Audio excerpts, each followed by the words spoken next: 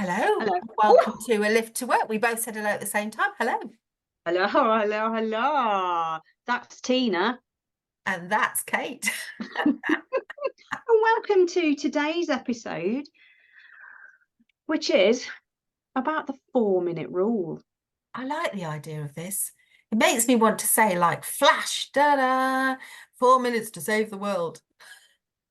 So, this is why today, listeners, we are traveling uber fast in a Formula One vehicle.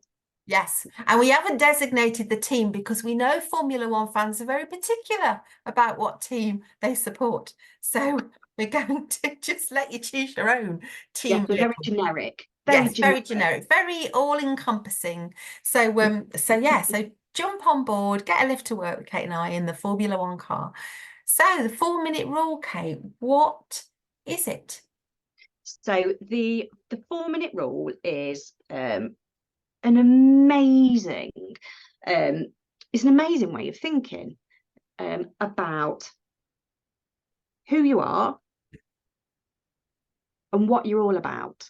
So 4 minutes, in 4 minutes, what would the best beep look like, act like, sound like, behave? So essentially, it's creating the best version of you. So you can, in that beep, you can insert anything, can't you? What would the best nurse, mom, dad, gardener, chief exec, window cleaner, fill the box to whatever Yeah. you want it to be. And if you're kind of really working on something, so say you've written an amazing presentation to give to your team or to somebody, we're doing a bit of public speaking and you've got that kind of frisson of nerves, even though you know you're really fantastically prepped and what you've got to say is really interesting and people need to hear it. You know, what can help is in the next 4 minutes, what would the best presenter sound like, look like, be doing? You know, what that experience be like for other people? And if you start off your first 4 minutes amazingly, which you will do if you use this technique, then the whole of it's going to be brilliant because you've got them by then. So even in situations like that, you know, you can think, what would the best presenter do in the next 4 minutes? Yeah, and this 4-minute rule, it's brilliant because it activates on your subconscious. Now, a lot of the stuff that we talk about involves your subconscious because it's your subconscious. Some things seep in through it, don't they? And they mix around in your brain until suddenly, oh, there we go. There Mm. you are. So um, it gives you a conscious awareness by saying out loud your your 4 minute rule. What would the best, let's go with mom. Mm. What would the best mom do today? So she would be up, be dressed, help the kids to get ready. Everything will be ready to go. She'll be calm. She'll be understanding. She will be able to answer the majority, if not all, the questions that the children have got. And by saying that, it almost becomes a self-fulfilling prophecy, doesn't it? Mm. These things materialize because you thought about them. Yeah, and you can fake it till you make it, that old saying. But you know, you could be sat outside in your car, you could have had a really difficult conversation with somebody just at the supermarket. It's just been really difficult because you took the last trolley and they were really moaning. And you might have set yourself up in a bit of a grumpy way. And you drive back home after doing this shopping and you park your car outside and you feel like just walking in and telling your whole family how you've had this awful experience. And then you might think, actually, is that helpful to them? Do they need to know that? And you might think, well, maybe not. So in the next 4 minutes, I'm just going to enter the house like the best mum for the next 4 minutes, and the best dog owner. So I'm going to greet the dog and give it hugs, and I'm going to say, "Oh, I've got all the shopping, guys. Can you help me put it away?" And then, "How have your days been?" or whatever you're going to do. And you're going to absolutely do the list of things that Kate was saying and be calm and be the best version of yourself. And for the first minute or so, you might think, "Oh, I'm just kind of putting this on a bit." But actually, you'll get into that groove. And before you know it, you will feel calmer and you will feel different. And that will happen if you try this out. So that's the other fantastic thing about it, is that it does create that conscious awareness. And then you end up with this self-fulfilling prophecy that you find that you are doing it. Mm. Yeah, and you may well be sitting there in this Formula One car thinking, well, I don't really know how to do that. And how can I make that 4-minute rule apply to me? So at this point in the game, you're a learner. Mm. What would the best learner act like? Well, you'd want to know more. So you'd seek out the information, and in doing so, be proactive with it. What would they sound like? Well, they'd be inquisitive, wouldn't they? Ask questions, read. What would they look like? I mean, I'm not talking like your typical student who may or may not be in pajamas and or They'd a look variety of. enthusiastic. They'd have an enthusiastic look on their face. But you get the idea. Yeah, yeah.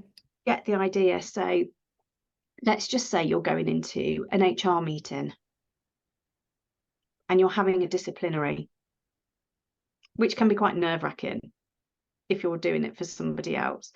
Well, I suppose if you're on the other side as well, how can you present yourself? How will you present yourself? Will you be confident? Will you be clear? Will you be concise? The answer is yes, isn't it? Yeah. And will you be human? So what you might think to yourself is, this is a bit of a nerve-wracking thing for everyone here in this room, but I want to do it with kindness. So the first thing I'm going to do is say, is everyone comfortable? Does anyone want a drink?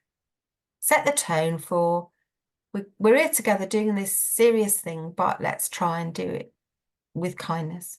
So you can absolutely be thinking those kind of thoughts as well. And that could be part of your 4 minutes. Yeah. And again, if you're a manager, or in fact in any role, let's just say you've got a student with you who doesn't really know, they've not found their feet yet. Mm.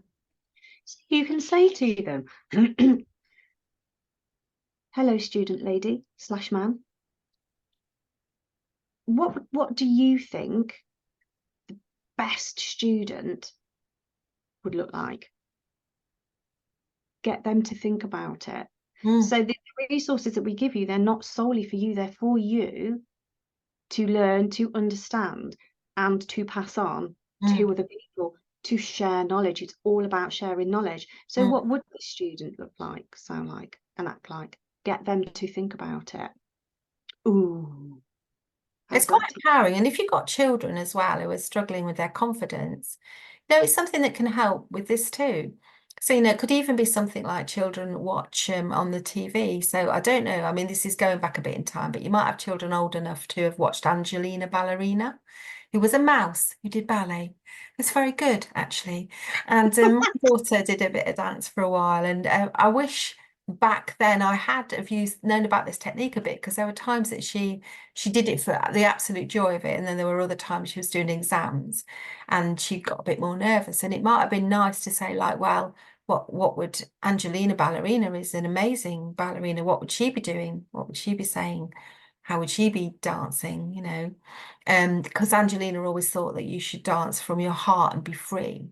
So those kind of things you can help your children, depending on what the things are that they enjoy, to sort of think about how they might be the best little versions of themselves, because the world is quick to be less positive about us, isn't it? So that might just be a really nice thing to think about.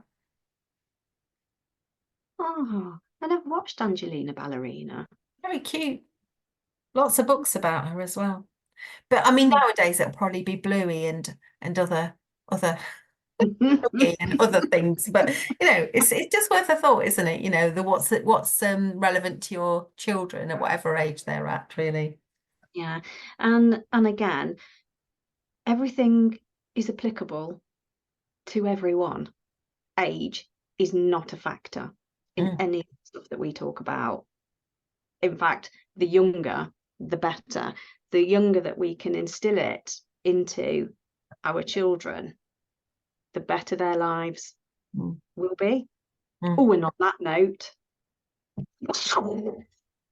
And I tell you, talking about efficiency, I was reading the other day that it's something like 30 seconds to change your Formula One tyre, isn't it? you know what? I don't know. 30 seconds seems a long It's time. certainly under a minute. It's well, anyway, put it in the show notes, everybody. We want to know how long it actually takes to change a Formula One tyre. But because it's a speedy car, we have arrived. At our destination. We hope that, well, we know that you will have learned and you will pass this information on to those around you. Have an amazing day. And give it a try. What would the best 4 minutes? What would the best day look like? Yeah. What would the best podcast listener do? Recommend us to your friends. And laugh with us. We'll see you again next time. Take care, everyone. Take Bye. care. Bye.